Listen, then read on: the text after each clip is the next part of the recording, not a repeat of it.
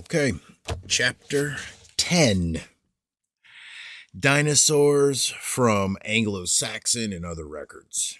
I have spoken on the subject at the Table of Nations and the early post flood history of Europe and Germany, Belgium, and many places now in England, and what surprised me at first was how, during question time, the subject turned so quickly to that of dinosaurs. Do they appear in the early chronicles? Do descriptions of them exist? And so on. So here I have set out as many examples of the mention of dinosaurs in the early records as I could immediately find, although there are doubtless many other instances to be noticed. Some of the examples mentioned here come from the very records that we have just been considering concerning the descent of the nations. The progression is only logical, for if the earth is as young as our forebears thought, and as the creation model of origin predicts, then evidence will be found which tells us that in the recent past, dinosaurs and man have coexisted. There is, in fact, good evidence to suggest that they still coexist, and this is directly contrary to the evolutionary model, which teaches that dinosaurs lived millions of years before man came along, and that no man, therefore, can ever have seen a living dinosaur. And to attest this assertion, we will now examine the issue by considering the written evidence that has survived from the records of various ancient peoples that describe, sometimes in the most graphic detail, human encounters with living giant reptiles that we would call dinosaurs. And as we shall see, some of those records are not so ancient. There are, of course, the famous descriptions of two such monsters from the Old Testament, Behemoth and Leviathan. Behemoth being a great vegetarian that lived on the fens, and Leviathan, of somewhat more terrifying armor-plated amphibian whom only children and the most foolhardy would want as a pet. The Egyptians knew Behemoth by the name Pehu Mu. That would be P apostrophe IH period MW, which is the same name, of course. Leviathan was similarly known as Lotan to the men of Ugarit. Babylonian and Sumerian literature has preserved details of similar creatures, as has the written and unwritten folklore of peoples around the world. But perhaps the most remarkable descriptions of living dinosaurs are those that the Saxon and Celtic peoples of Europe have passed down to us. The early Britons, from whom the modern Welsh are descended, provide us with our earliest surviving European accounts of reptilian monsters, one of whom killed and devoured King Morovidius Moradid in ca. 336 BC. We are told in the account translated for us by Geoffrey of Monmouth that the monster gulped down the body of Morovidius as a big fish swallows a little one. Geoffrey described the animal as a balua. Peredur, not the ancient king of that name, 306 to 296 BC, but a much later son of Earl Eferweg, had better luck than Morovidius, actually managing to slay his monster, an Adank. Yeah, Athank, at a place called Lyn Lion in Wales. At other Welsh locations, the Adank is further spoken of along with other reptilian species known as the Carog. The Adank survives until comparatively recent times at such places as Bed Afanc near Brinberian, at Lyn y Afanc above Betwys y Coed on the River Conway. The killing of this monster was ascribed in the year 1693. And Lyn Barfog. A Carog is commemorated at Carog near Corwin and at Dolly Carog in the Vale of Conway. Moreover, dinosaurs in the form of flying reptiles were a feature of Welsh life until surprisingly recent times. As late as the beginning of the present century, elderly folk at Penlyn in Glamorgan used to tell of a colony of winged serpents that lived in the woods around Penlyn Castle. As Mary Trevelyan tells us, the woods around Penlyn Castle, Glamorgan, had the reputation of being frequented by winged serpents, and these were the terror of old and young alike. an aged inhabitant of Penlyn who died a few years ago, said that in his boyhood the winged serpents were described as very beautiful. They were coiled when in repose and looked as if they were covered with jewels of all sorts. Some of them had crests sparkling with all colors of the rainbow. When distributed, they glided swiftly, sparkling all over, and their hiding places. When angry, they flew over people's heads with outspread wings, bright and sometimes with eyes too, like the feathers in the peacock's tail. He said it was no old story invented to frighten children, but a real fact. His father and uncle had killed some of them, for they were as bad as foxes for poultry. The old man attributed the extinction of the winged serpents to the fact that they were terrors in the farmyards and coverts. This account is intriguing in many respects, not the least being the fact that it is not a typical account of dragons. The creatures concerned were not solitary and monstrous beasts, but small creatures that lived in colonies.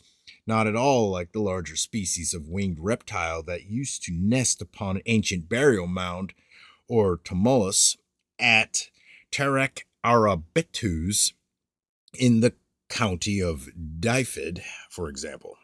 But whilst we are in Wales, it is worth noting that the Llandudari Garog is Garog, a corruption of Carog. The church contains a carving of a local giant reptile whose features include large paddle-like flippers, a long neck, and a small head. Glaslyn in Snowdon is a lake where an anfac was sighted as recently as the 1930s.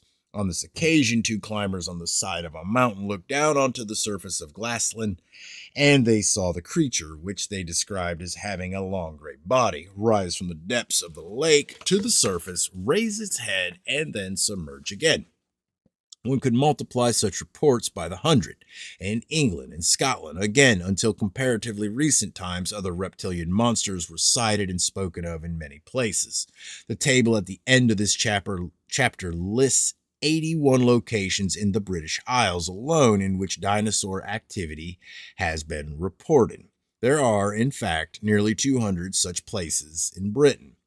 But perhaps the most relevant aspect of this, as far as our present study is concerned, is the fact that some of these sightings and subsequent encounters with living dinosaurs can be dated to the comparatively recent past.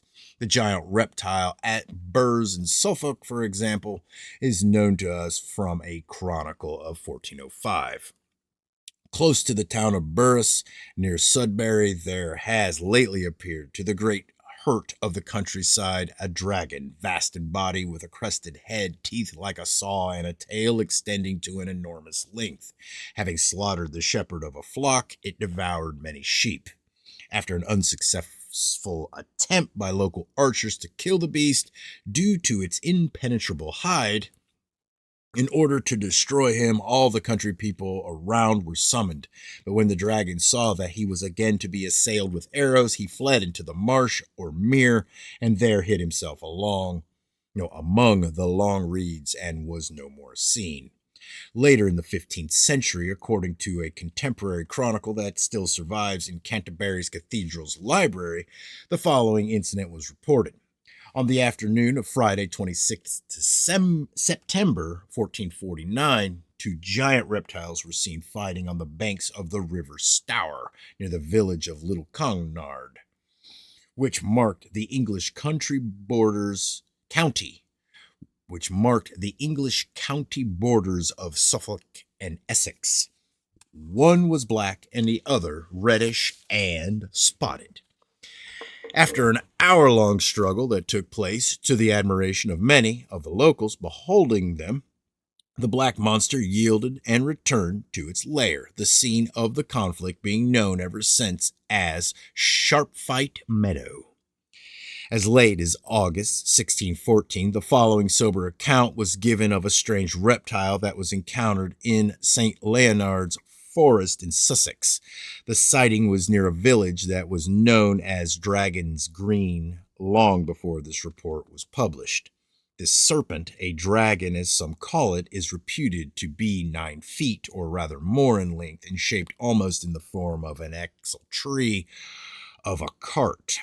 A quantity of thickness in the midst and somewhat smaller at both ends.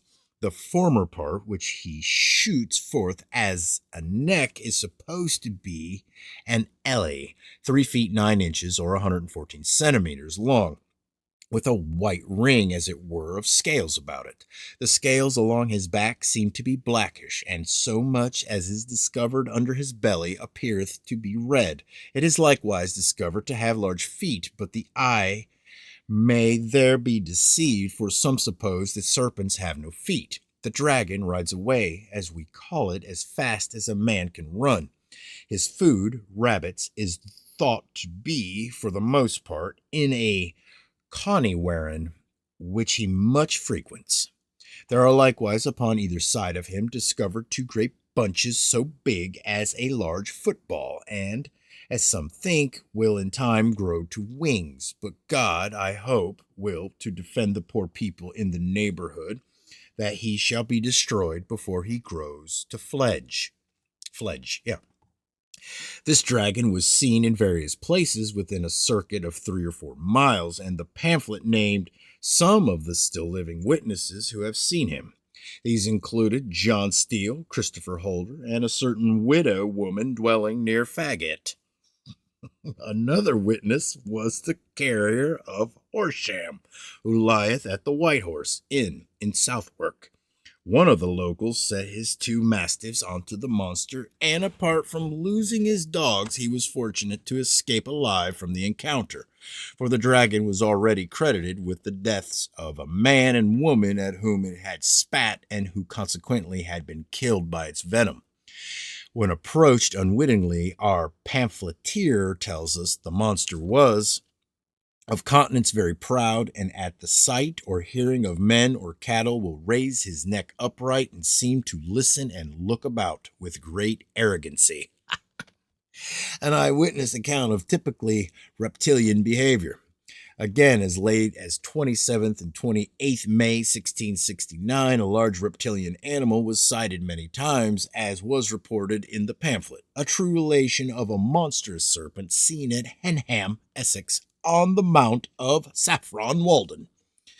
In 1867 was seen for the last time the monster that lived in the woods around Fiddlesworth in Sussex. It would run up to people hissing and spitting if they happened to stumble across it unawares, although it never harmed anyone. Several such cases could be cited, but suffice it to say that too many incidents like these are reported down through the centuries and from all sorts of locations for us to say that they are all fairy tales. For example, Scotland's famous Loch Ness Monster is too often thought to be a recent product of the local tourist board's efforts to bring in some trade, yet Loch Ness is by no means the only Scottish loch where monsters have been reported.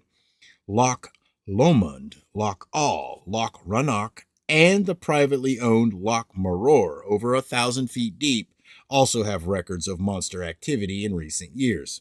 Indeed, there have been over 40 sightings at Loch Maror alone since the end of the last war, and over 1,000 from Loch Ness in the same period. However, as far as Loch Ness itself is concerned, few realize that monstrous reptiles, no doubt the same species, have been sighted in and around the loch since the so-called Dark Ages, the most notable instance being that which is described in Adamann's famous 6th century Life of St. Columba. There we read that in the year AD 565, Columba, on yet another of his missionary journeys in the north, needed to cross the river Ness. As he was about to do so, he saw a burial party. On inquiry, he was informed that they were burying a man who had just been killed by a savage bite from a monster who had snatched him while swimming. On hearing this, and with never a thought of for his own safety, the brave saint immediately ordered one of his followers to jump into the freezing water to see if the monster was still in the vicinity. Adamannan relates how the thrashing about of the alarmed and unhappy swimmer, Lun Mokumen, by name attracted the monster's attention. Suddenly, on breaking the surface, the monster was seen to speed towards the luckless chap with its mouth wide open and screaming like a banshee. Columbia, however, refused to panic and from the safety of the dry land rebuked the beast. Whether the swimmer added any rebukes of his own is not recorded, but the monster was seen to turn away, having approached the swimmer so closely that not the length of a punt pole lay between them. Columbia naturally claimed the credit for the swimmer's survival, although the reluctance of the monster to actually harm the man is the most notable thing in this incident. The first swimmer had been savaged and killed, though not eaten, and the second swimmer was likewise treated to a display of the creature's wrath, though not fatally. Most likely, the two men had unwittingly entered the water close to where the creature kept her young, and she was reacting in a way that is typical of most species: gorillas, but bull elephants, ostriches, indeed, all sorts of creature will charge at a man, hissing, screaming, and trumpeting alarmingly, yet will rarely kill him or harm him so long as the man takes the hint and goes away. We can rely on it that Columbia's follower, utterly lacking his saintly master's fortitude, had begun the process of taking the hint in plenty of time for the monster to realize that killing him would not be necessary. Yet not even Loon McCullman's experience is that uncommon. As recently as the 18th century, in a lake called Lyn Gader in Snowdon, Wales, a certain man went swimming. He reached the middle of the lake and was returning to the shore when his friends who were watching him noticed that he was being followed by a long, trailing object winding slowly behind him. They were afraid to raise an alarm, but went forward to meet him as soon as he reached the shore where they stood. Just as he was approaching, the trailing object raised its head, and before anyone could render aid, the man was enveloped in the coils of the monster. It seems that the man's body was never recovered. At about the turn of this present century, the following incident took place. It was related by a Lady Gregory of Ireland in 1920. Old people told me that they were swimming there in an Irish lake called Lough Graney, and a man had gone out into the middle, and they saw something like a great big eel making for him.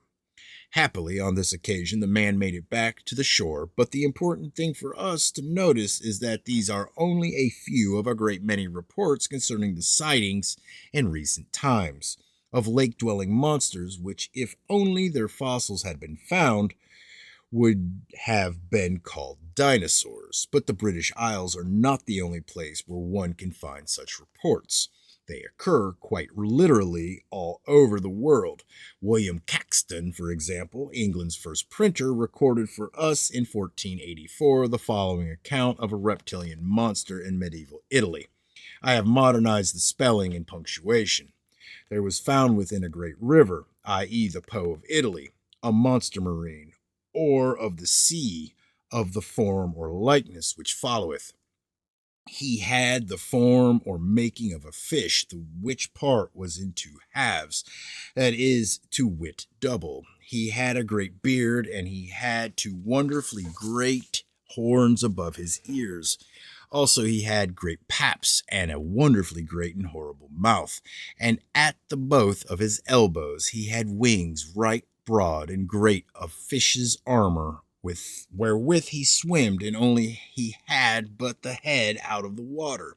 It happed then that many women laundered and washed at the port or haven of the said river, where that is horrible and fearful beast was, who, for lack of default of meat, came swimming toward the said woman, of the which he took one by the hand, and supposed to have drawn her into the water. But she was strong and well advised, and resisted against the said monster. And as she defended herself, she began to cry with a high voice, "Help, help!" To which came running 5 women, which by hurling and drawing of stones killed and slew the said monster. For he was come too far within the sound, wherefore he might not return to the deep water. And after, when he rendered his spirit, he made a right little cry. He was of great corpulence, more than any man's body. And yet, saith Pogius Bracoloni of Florence, in this manner, that he, being at Ferrara, he saw the said monster, and saith yet that the young children were accustomed for to go bathe and wash them within the said river, but they came not all again. Wherefore the women neither washed nor laundered their clothes at the said port, for the folk presumed and supposed that the monster killed the young children which were drowned. Caxton also provided the following account of a serpent which left a cow badly bruised and frightened, although we should bear in mind that a serpent in Caxton's day was not the snake that we would imagine today. For the word serpent has changed its meaning slightly since the Middle Ages. There are one or two intriguing woodcut illustrations of these serpents in Caxton's book, and they are all bipedal, scaled reptiles with large mouths.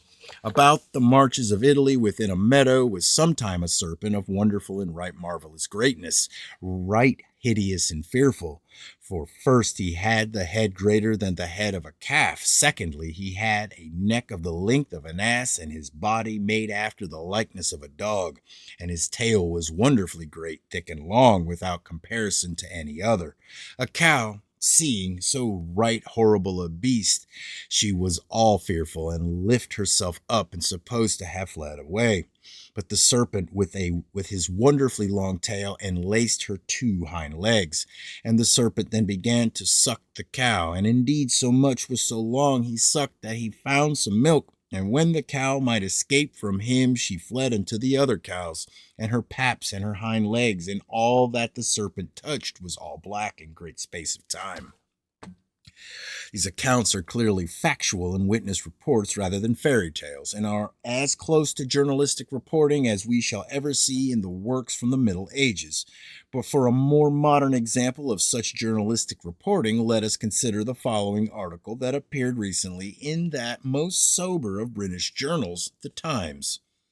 Japanese fishermen caught a dead monster weighing 2 tons and 30 feet in length off the coast of New Zealand in April, it was reported today. Believed to be a survivor of a prehistoric species, the monster was caught at a depth of 1,000 feet off the South Island coast near Christchurch. Paleontologists from the National Science Museum near Tokyo have concluded that the beast belonged to the Plesiosaurus family, huge, small-headed reptiles with a long neck and 4 fins. After a member of the crew had photographed and measured it, the trawler's captain ordered the corpse to be thrown back into the sea for fear of contamination to his fish. It is thought-provoking to consider that the Japanese have no problem with officially owning up to the present-day existence of dragons, sea monsters, or dinosaurs. Indeed, they even issued a post stamp with a picture of a Plesiosaurus to commemorate the above find. Only we in the West seem to have a problem with the present-day existence of these creatures, for only 9 days after the appearance of the Times article, it was somberly announced on the 30th July 1977 by the BBC that the monster only looked like a Plesiosaurus. It in fact, was a shark that had decomposed in such a way as to convey the impression that it had a long neck, a small head, and 4 large paddles. How they, or their informants at the Natural History Museum in Kensington, could tell this since the creature was no longer available for examination, we can only guess at, especially considering that the marine biologists on board the vessel, the Zayu Maru, had sketched the creature's skeletal structure and is nothing like that of a shark. See figure 10.1. Marine biologists are highly trained scientists whose ability to detect disease and mutations in fish and marine mammals is crucial to the health of the consumer, let alone the profits of the fishing vessel concerned. So their knowledge of marine life is necessarily very great. Yet the BBC would have us believe that Michiko Yano, the government-trained and highly qualified marine biologist who examined, photographed, and measured the monster, wouldn't know a dead shark when he saw one. But Western officialdom has not always been as averse as this at acknowledging and even mentioning the official reports the existence of creatures which are supposed by today's establishment to have died out millions of years ago. The following, for example, was penned only 200 years ago in 1793 and describes creatures that sound suspiciously like pterodactyls or similar. Remember, it is an official and very sober government report that we are reading. In the end of November and beginning of December last, many of the country people observed dragons appearing in the north and flying rapidly towards the east, from which they concluded, and their conjectures were right, that boisterous weather would follow.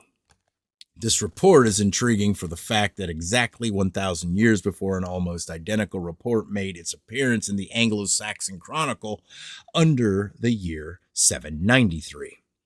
The two accounts are nothing more than country people being able to predict the weather by observing the behavior of the animals, which is a skill that they have always possessed and used. And these accounts, combined with later records of the years 1170, 1177, 1221, and 1222, of 1233, and of 1532, suggest that these creatures could tell the approach of bad weather coming in and off the Atlantic and simply migrated to calmer regions while the bad weather lasted. Considering the flimsiness and fragility of the wings of pterodactyls, and similar creatures, the reports make eminent sense. But now we come to the most notable record of all. They are written works that are remarkable for the graphic detail with which they portray the giant reptiles that the early Saxons, Danes, and others encountered in northern Europe and Scandinavia. In various Nordic sagas, the slaying of dragons is depicted in some detail, and this helps us to reconstruct the physical appearance of some of these creatures. In the Volsungasagra, for example, the slaying, that is Volsungasaga. For example, the slaying of the monster Fafnir was accomplished by Sigurd digging a pit and waiting inside the pit for the monster to crawl overhead on its way to the water. This allowed Sigurd to attack the animal's soft underbelly. Clearly, Fafnir walked on all fours with his belly close to the ground. Likewise, the Voluspa tells us of a certain monster which the early Vikings called a Nithhogger. Its name, Corpse Terror, revealing the fact that it lived off carrion. Saxo Grammaticus, in his Gesta Danorum, tells us of the Danish king Frotho's fight with a giant reptile, and it is in the advice given by a local to the king and recorded by Saxo that the monster is described in great detail. It was, he says, a serpent, weathered in coils, doubled in many a fold, and with a tail drawn out in winding whirls, shaking his manifold spirals and shedding venom. His slaver, saliva burns up when it bespatters. Yet, he tells the king in words that were doubtless meant to encourage rather than dismay, remember to keep the dauntless temper of thy mind, not let the point of the jagged tooth trouble thee, nor the starkness of the beast, nor the venom. There is a place under his lowest belly whither thou mayest plunge the blade. The description of this reptilian monster closely resembles that of the monsters seen at Henham. See note 11. And the two animals could well have belonged to the same or similar species. Notable, especially in their defense mechanism of spitting corrosive venom at their victims. But it is the epic Anglo-Saxon poem Beowulf that provides us with truly invaluable descriptions of a huge reptilian animals which, only 1,400 years ago, infested Denmark and other parts of Europe. And we shall turn our attention now to a close and very detailed examination of this most remarkable account.